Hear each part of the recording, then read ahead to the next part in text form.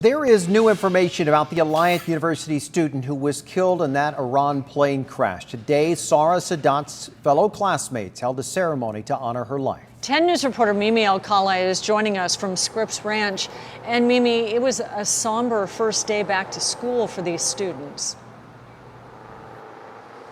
It was, Kimberly, Steve. There was a moment of silence held here on campus near the Canadian flag because Sarah was from Canada but living here in San Diego. Today, the students returned from break, now coping with the loss of one of their own. Sarah had just finished her first semester of a 4-year coursework program. And 23-year-old Sarah Sadat would have been starting her second semester at Alliant International University today. She was seeking her doctoral degree in clinical psychology. Sarah's program of study was a PsyD in clinical psychology, and with that she was intending to be a practicing professional and see clients in a therapeutic manner. I know she wanted to make an impact on our community.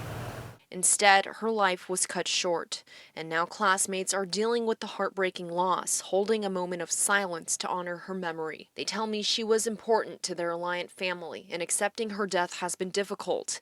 But they say the faculty and staff have been supportive and proactive in allowing the students to have spaces on campus to cope. We have on-campus grief counselors today who are specifically trained in trauma and critical response. Sarah was Canadian but of Iranian descent. She, her mother, and 21-year-old sister visited family in Iran over the winter break. Last week, they were on their way back to Canada when their plane was shot down shortly after leaving Tehran's airport.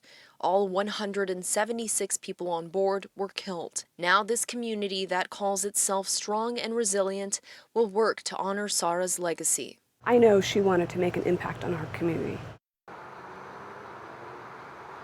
And her friends and classmates are planning a celebration of life for sometime next week. As soon as the details become available, we'll bring that to you. But for now, we're live in Scripps Ranch. Mimi Alcala, 10 News. A tough day there. Thank you, Mimi.